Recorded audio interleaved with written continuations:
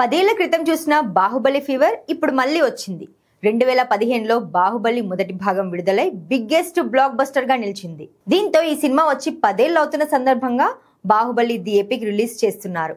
అయితే ఇదేదో re release cinema అనుకుంటే మామూలుగానే ఉండేది. కానీ 2 పార్టులను సింగిల్ పార్టుగా ప్రేక్షకుల ముందుకు తీసుకురాబోతున్నాడు జక్కన్న.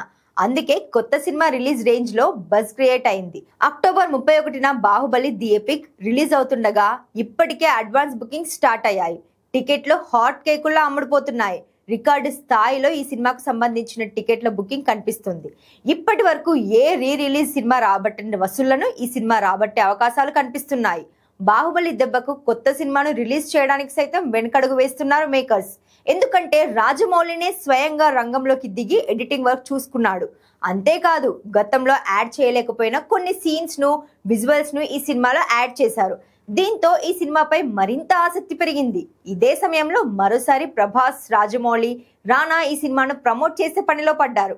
లేటెస్ట్ గా ఈ ముగ్గురు కలిసి చేసిన ఇంటర్వ్యూ ప్రోమో రిలీజ్ చేయగా సోషల్ మీడియాను షేక్ చేస్తోంది. అలాగే బాహుబలి అక్టోబర్ 31న మళ్ళీ మీ ముందుకు వస్తుందని ప్రభాస్ చెప్పిన వీడియో బైట్ ఒకటి రిలీజ్ చేశారు. ఈ ప్రమోషనల్ బైట్ లో ప్రభాస్ లుక్ అదిరిపోయింది. డార్లింగ్, చార్మింగ్ లుక్ చూసి ఫ్యాన్స్ మురిసిపోతున్నారు. మొత్తంగా మరోసారి బాహుబలి బాక్సాఫీస్ ను షేక్ చేయడం గ్యారంటీగా కనిపిస్తోంది.